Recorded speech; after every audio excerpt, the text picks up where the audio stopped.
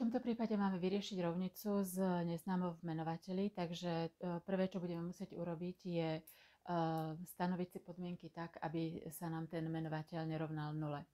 Takže pre prvý zlomok x sa nesmie rovnať 1, pre druhý zlomok minus 1 a pre tento výraz tam si vieme trojku vybrať pre zatvorku, potom to budeme vidieť lepšie. To je 3 krát x na druhu minus 1 sa nesmie rovnať 0. 3 krát a x na druhu minus 1 je ten náš vzorec, to je a plus b krát a minus b, takže a minus 1 krát, alebo teda x plus 1 sa nesmie rovnať 0. Tento súčin sa vynuluje, keď toto by bolo rovné 0, alebo toto by bolo rovné 0, trojka nie je nikdy rovná 0, ale tieto dve už som mala vybavené tu, takže táto podmienka pre tieto dva platí aj pre ten tretí. Tak v tomto prípade už teda, keď to máme takto stanovené, tak by sme sa už vedeli zbaviť o zlomku, ale my si to najskôr ukážeme úpravou na spoločného menovateľa. Potom vynásobíme celú rovnicu tým spoločným menovateľom a potom uvidíme, že čo s čím sa nám zjednoduší a potom by sme si teda nakoniec aj ukázali, že aký algoritmus sme mohli použiť. Tak v tomto prípade celú rovnicu vynásobíme tým spoločným 3 krát x minus 1 krát x plus 1. Kto by to nevidel, tak tuto mám tento menovateľ a viem si ho takto prepísať. Tak, idem to písať sem, aby sa mi to zmestilo, lebo to bude mať dlhé.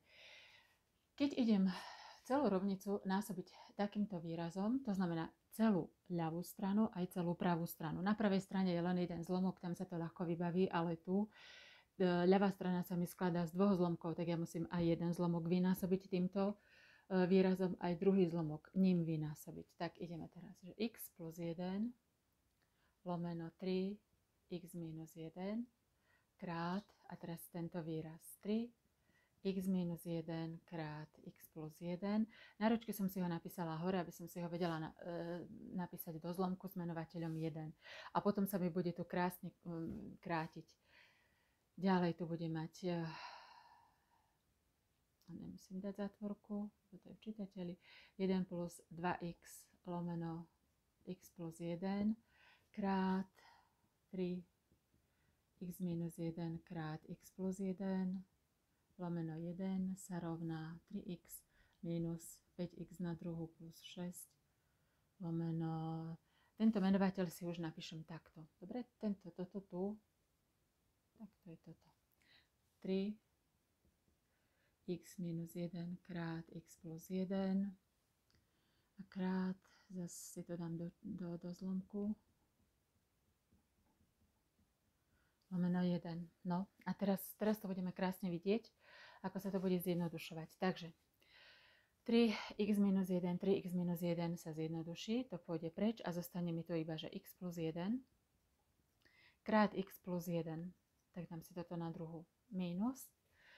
X plus 1 sa mi tiež vykráti a dostanem tu, že 1 plus 2x krát ešte toto si vynásobím už medzi sebou, aby som to nemusela potom v ďalšom kroku. Takže to je 3x minus 3 sa rovná a toto celé pôjde takto, sa vykráti a dostaneme 3x minus 5x na druhu plus 6. No, k tomuto výrazu ja by som sa dostala aj rovno. Nemusela by som toto celé tu napísať. Pre tých, ktorí už to vedia, že ako to funguje, tak ako sme to robili? Robili sme vlastne, že toto delené toto tu. Vidíte, že ten spoločný, delené tento čiastkový, toto sa nám vykrátilo, takže keď si dám spoločný delené čiastkový, vykráti sa mi tam presne toto, čo mám v tomto menovateli. Vykráti sa mi tam 3 krát x minus 1 a zostane mi tam x plus 1 a to je presne tento člen. Takže my sme mohli spraviť, keďže máme spoločný menovateľ súčin týchto dvoch, tak my môžeme spraviť spodný krát takto do kríža, to krát to je x plus 1, to celé na druhu, nemusím to písať, čak to mám tu. Znamienko bude mínus. A teraz takto do kríža. X plus 2x krát 3 krát x minus 1, to sa rovná, ale nesmiem ešte aj toto zabudnúť, vynásobiť. Toto sa mi vykráti a dostanem 3x minus 5x na druhu plus 6. Takže to takto do kríža, že to krát to minus to krát to môžete používať, ale len tí, ktorí vedia, ktorí to vedia správne použiť, lebo niekedy to používate a nevhodne. Teraz sa to môže sa to preto, lebo ten spoločný menovateľ je súčin týchto dvoch menovateľov. Kto si nebude celkom istý tým do kríža vynásobením, tak si to takto krásne rozpíše tu a tam sa nepomýlite. Ideme tu.